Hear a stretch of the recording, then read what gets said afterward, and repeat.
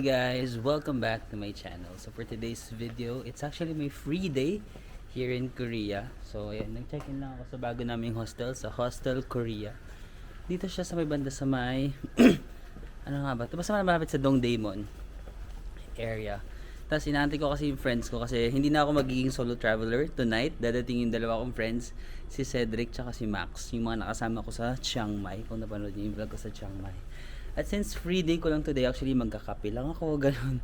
Nag-chill lang ako, cafe hopping. Wala akong itinerary, parang go with the flow lang tayo. And then, yun lang. Tara, samahan niyo ako guys. Ay, wait lang, pupunta pala muna ako sa bus terminal.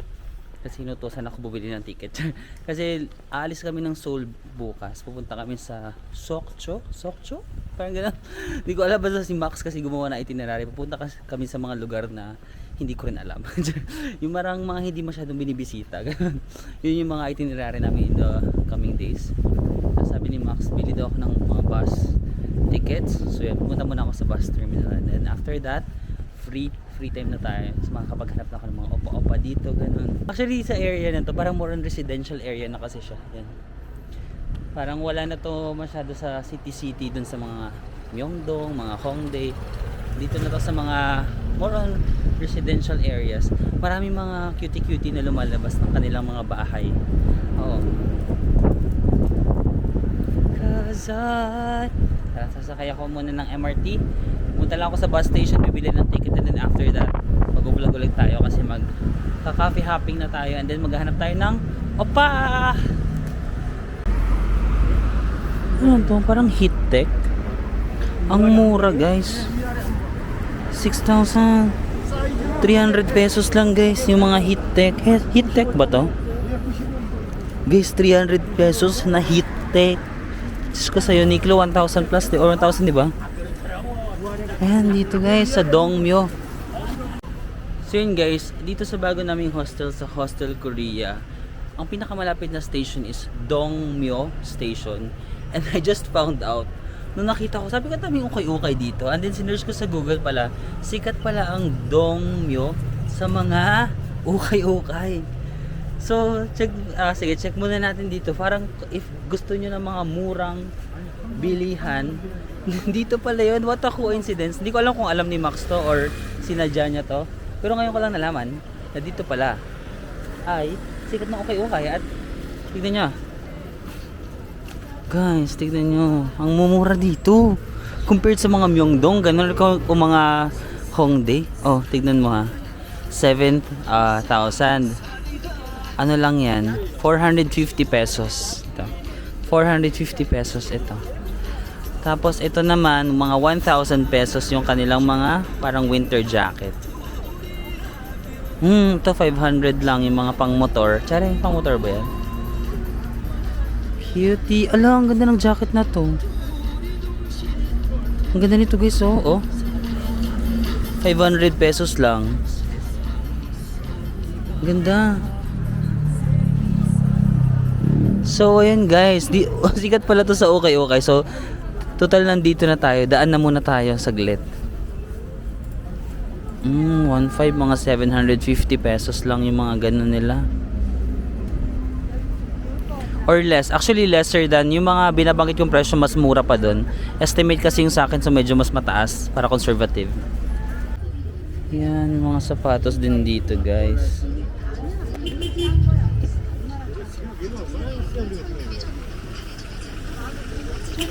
Oh, ang mura talaga ng heat tech nila. Ay, mas mura yung nasa labas guys. Ito kasi 750, diba? 300 lang yung nasa labas eh. Na? Oh, yung heat tech o heatful.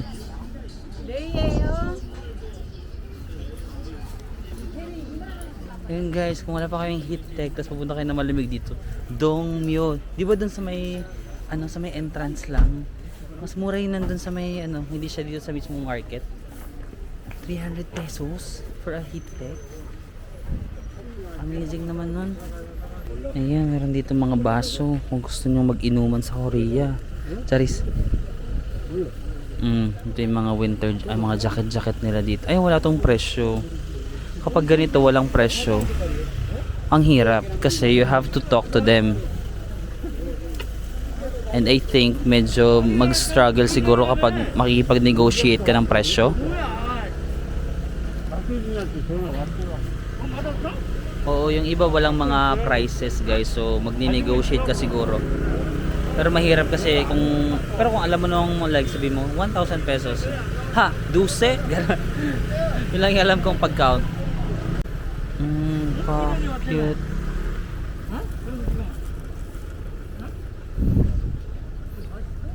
Ay, ayun no, mga pangmalakasang pang winter na talaga yan guys. No? Pero feeling ko mura lang yan, pero mahihirapan kayo Ala, ang ganda din nun, oh. Ayan. Oh. Pak. Di ba? Ang ganda, oh.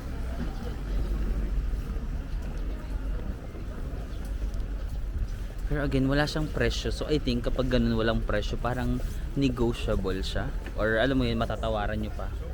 But yung struggle, paano ka tatawad? Or gamit ka ng mga app, di ba? Yung mga papago. May ganun yung parang, patawad po ako ng 500, tapos may translate niya sa Korean ng, annyeonghaseyo kamsahamnida. Ganun siya eh. So, gamit kayo ng mga app siguro na papago. I think that will be helpful. Or magtatanong kayo, how much is this? Which is so? Annyeonghaseyo? Yun lang alam ko. Ganda nito guys. Uy, ang ganda. Isang kapal pa. No? Perfect na perfect. Ang gaganda. Kasi walang nakasulat na presyo. Na-stress ako. Na-stress ako kasi walang price. Pero maganda. Alam mo, dahil dito parang gusto ko na tuloy matuto mag-Korean. Actually guys, parang na-enjoy ko na yung Korean. Na gusto ko na matuto mag-Korean. Parang bitches ah? Ay, dito tayo. Ayan. Ito guys, oh. Pasok mga suki, presyong Divisoria. Oh, ayan guys, oh. Halukay-hulukay lang kayo, no?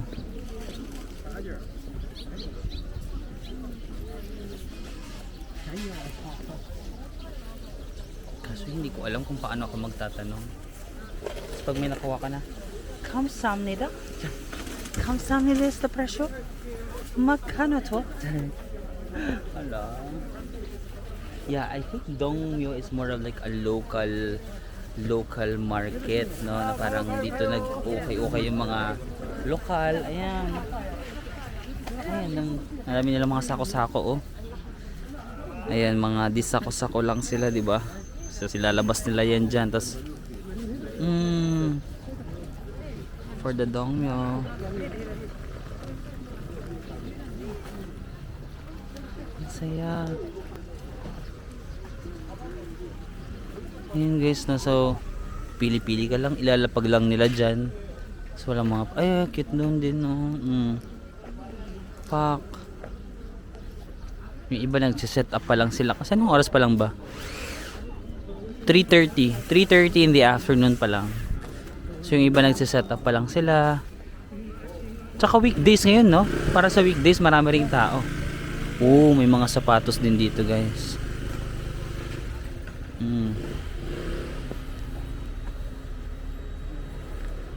Nice. Yeah, I think it would be better kung pupunta kayo dito, meron kayong friend na Korean na parang i-assist kayo. Or pwede naman again yung papago. Pero ayun lang, mag-exert lang kayo ng effort para mag-huggle-huggle or actually may iba naman na may presyo talaga. Like for example, ayan. May nakasulat naman na 10,000 ito. Ayan. Ito 500 pesos lahat ng ito. Ayan. 500 pesos lahat. Pretty amazing though. Dito pala yung ukay-ukay. No? Good thing na ano ko siya. Nakita ko siya like bigla lang. May mga afang nga na bumibili. Hindi ko alam, baka marunong siya mag-Korean.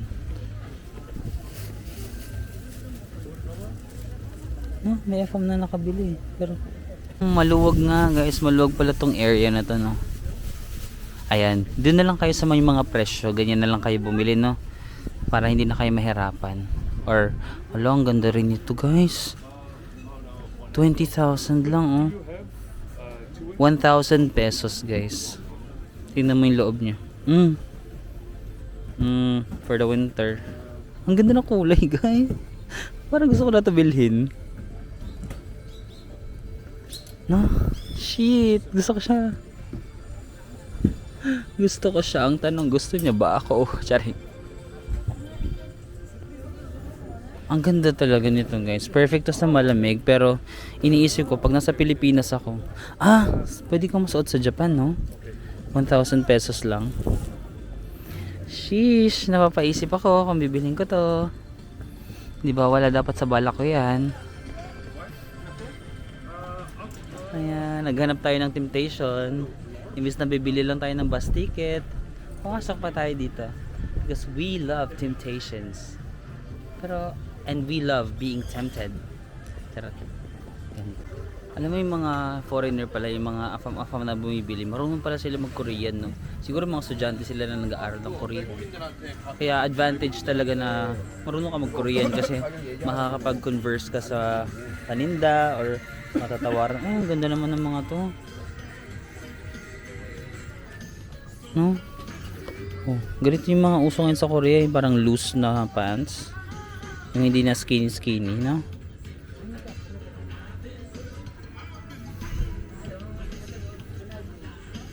Ang gaganda ng mga pants, guys. No? Kano kaya ito? Ayun. 10,000. Wait lang. Try ko nga kung gagana yung papago ko dito. Kahit handwritten. Check natin no, kung handwritten ko matatranslate ni papago. Sige, check natin kung magta-translate siya. Hala! Na-translate, ang galing guys. Custom pants, 10,000. Balloon pants, 50,000. Ang galing! Handwritten na translate guys. Gamitin ito papago. A. Carl Hart, 40k.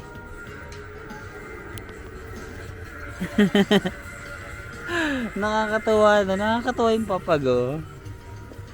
Buti na lang may nag-recommend sa akin ito sa Instagram na i-download ko daw tong papago. Nakakatawa. Nata-translate niya. Custom pants, balloon pants. Ang saya. Ang ganda ng jacket guys. Oo. For the aesthetic. Damn. Grabe na. Forma. Kung sa mga Gen Z ito yung uso yun. Diba? Ang ganda. Daming bulsa. That's so cool. Ayan, meron pa silang jacket na. Tapos may mga foreigner dito na siguro ito yung mga estudyante dito na. Tapos dito sila nag-ukay-ukay.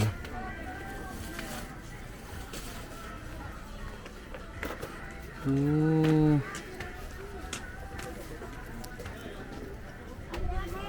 Ayan. Medyo nag-hesitate pa ako bumili ng mga gamit-gamit guys. Kasi nga from Seoul pupunta kami sa marami pa kasi kaming lugar na pupuntahan. Tapos yung maleta ko medyo papuno na. Ayoko nang parang marami akong dala-dala. Tapos magko-commute kami ng matagal. So feeling ko sa mga last 2 days ko babalik ako dito sa Seoul. So doon na lang yung mga shopping natin. Doon na lang ako mamimili ng mga pasalubong, kung mga damit-damit man. At least meron na tayong mga ideas kung saan tayo pwedeng bumili. Sa Hongdae, dito sa Dongmyo. So siguro kapag mga skincare or mga iba pang pasalubong sa Myeongdong, diba? So yun yung mga pagpipilian natin. Myeongdong, skincare and other pasalubong. Hongdae kung gusto nyo guys ng mga aesthetic na mga damit, ganun yung mga pang Gen Z, mga uso-uso ng mga damit. Hongdae meron din kasi mga ABC Mart doon, tas meron ding mga shops lang around. Tas kung gusto nyo ng mga winter jacket or mga ukay-ukay na mas mura, Dongmyo. Alright? So ayun lang naman, and marami akong mga nakitang gusto kong bilhin, pero again, ang hirap magbitbit.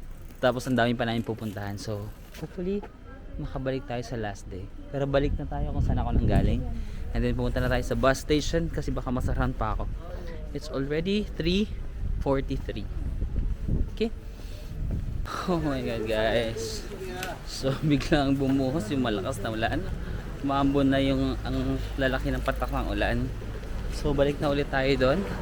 Tsaka na lang tayo babalik dito kapag mga last 2 days na natin, kasi hindi muna ako bibili ng maraming gamit guys, kasi marami pa kayong pupuntahan at ang hirap magbitbit ng ang bigat ng mga maleta mo ganun. So sa last 2 days, meron pa naman akong 2 days na babalik ako ng Seoul. So doon ay mga pasalubong, shopping and all that. Nagkakagulo na sila. Kawa naman. Ang KJ naman ng ulan, alam mo yun, parang nag-enjoy na yung mga tao mamili ng ukay. Tapos biglang bumuhos yung malakas ulan.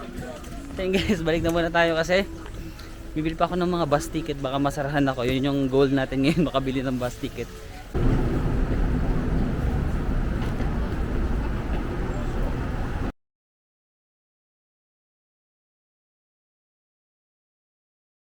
So guys, ng Starbucks na lang ulit ako kasi hindi ko na alam yung gagawin ko. Like, napapagod na yung pa ako. So bumili ako ng parang cheese toast and then yung kanilang pink drink.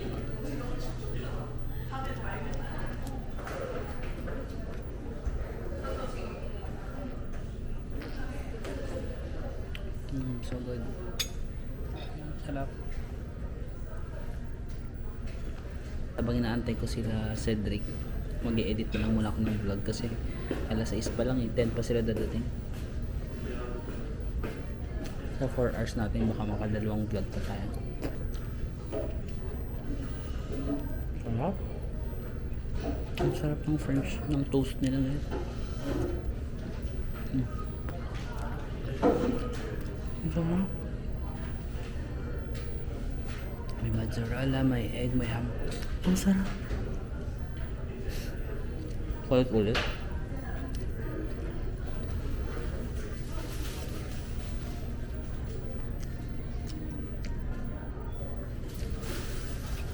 Ang sarap ng toast.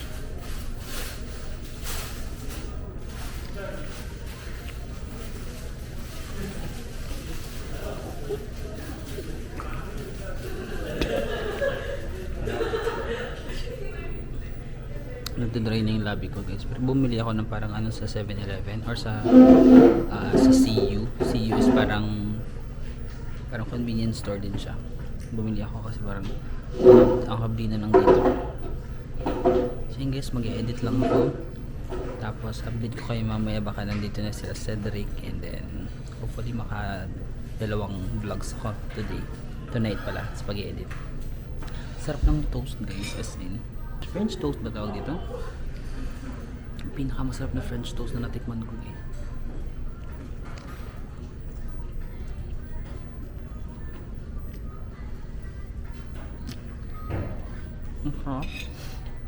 Chinese. So yun guys, nandito na kami sa bago naming room kasi solo travel no more, diba? Tatlo na kami guys. Ako, si Cedric, tsaka si Max. Tapos itong room, nabook to ni Max sa booking.com for 33,000 won. 33 magkano yan? 33,000 won? 33, diba? 1,500. Mga 1,600, ganun. 1,600 pesos. Good for 3. So, parang mga 500 to 600 pesos each lang pala kami dito. Pero yun lang, medyo hindi siya yung pinaka-center. Wala siya sa Myeongdong, wala siya sa Hongdae. Pero may subway naman guys. Kung may malapit na subway naman, parang madali namang commutein yung Seoul guys. Kasi yung subway nila connected sa lahat. So, ang pinakamalapit na subway is Dongmyo. So, ayan. Ito, ano lang pala siya, like, oo nga no, 500 or 600 pesos each lang kayo. Quick room tour. Yan. So, andyan yung pintuan. Tapos may maliit lang na table, may ref, may mirror. 감사합니다. Tapos this is the first bed. Ayan. Pwede kayong mag-first bed dito. Tapos meron lang ditong 3 upuan. May cabinet pala dito. Pwede kayong ilagay yung mga gamit-gamit nyo. And this is the second bed, and the third bed. Parang double deck itong dalawa. So ito yung pinili ko dito sa baba ko. Total ako nauna, ako na nag-decide. Tapos pwedeng dito. So ayan, sakto nag-message sila Cedric na nandito na daw sila. naglanded na sila. And then, imimit ko yan. Ay, dito na daw sila sa hotel. Dito na kayo magkita-kita. Baka from the airport, magpupunta sila ng Seoul Station. Tapos it's already 11:22 na kasi. Feeling ko hindi na sila aabot sa subway. So, feeling ko from Seoul Station, magta-taxi na sila or mag-grab na sila papuntang dito sa hotel. So, ayan. Antayin ko na lang sila and then baka kumain daw kami sa labas. Actually, tapos na ako mag-dinner pero magdi-dinner ulit ako. Kasi parang ang sarap naman kumain dito sa Korea. Malamig kasi, no? Malamig, tas ang sarap kumain lagi. So, ayan. Antayin ko lang sila. Tapos nakita ko sa IG story ni Max, sabi niya na almost offloaded. Hindi ko pa alam yung chismis, spill the tea. Mamaya tanongin natin siya kung bakit almost offloaded daw siya. I'm not sure what happened. Hopefully. Pero at least naman nakapunta na siya dito. So tanongin natin siya mamaya kung bakit muntik na siya ma-offload. Ay guys, pero wala tong sariling CR. So yung CR niya is nandun sa labas, common. Meron dong 3 toilet and bath. So yun. 3 lang yung nakita ko. Baka 3 each floor. Tapos baka may mga room na meron silang sariling CR. But for this room, wala siyang sariling CR. So yan. Mura pero ayun nga, kung hindi kayo komportable ng mag-share ng CR, baka it's not for you. Hello guys! Annyeonghaseyo! Welcome to Korea. Ang oras ding dating nyo. Ayun